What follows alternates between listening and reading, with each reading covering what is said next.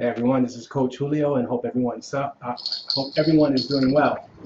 So what you're hearing there is one of the balls that I have in my hand that I'm going to be sharing how to use for plantar fasciitis. By the way, I'm going to be doing videos like this on a weekly basis for different topics. And if you have anything that you are interested in, just post it in your comment or send me a direct message. So plantar fasciitis usually happens at the foot. Sorry for my little holy sock. Usually it's a stabbing pain. Runners get it. If we sit a lot, we can also get it. One of the awesome things that I'm going to show you, you don't have to buy anything special. You probably have one of these at home, a tennis ball, maybe one of these balls, or maybe you even have a cat and he or she has a ball, one of these. I made this for my cat. You don't want to use this one. The cat probably be upset. That was a little joke.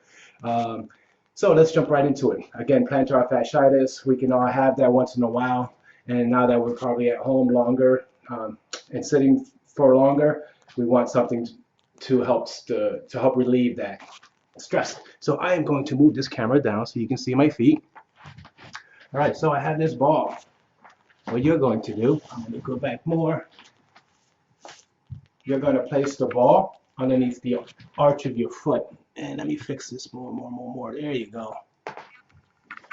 All right, so once it's underneath the arch of my foot, you are going to roll maybe like 40 seconds to 1 minute, and there's no wrong way of doing it, but if you find a spot you want to stick and hang out on it. Another thing that I like to do, I like to put the ball underneath all my toes and let my toes flex. Now if I put this in front of something, I can really flex my toes, and then I get a stretch, and it's going to pull the fascia from here all the way up, goes up the Achilles to the calf. So here's a little fun fact. Healthy ankles also go up the kinetic chain to healthy knees and even low back. It's not a cure-all, meaning just because you do the bar rolling, you're going to have the best knees or the best lower back, but it does contribute to the health of your knees and your low back, and you can include it in part of any programs you have for your knee health and your back health. So there you go. You can do this little drill for any time in the day, 2 or 3 times a day. Again, you can also use a tennis ball. All right, so let's go.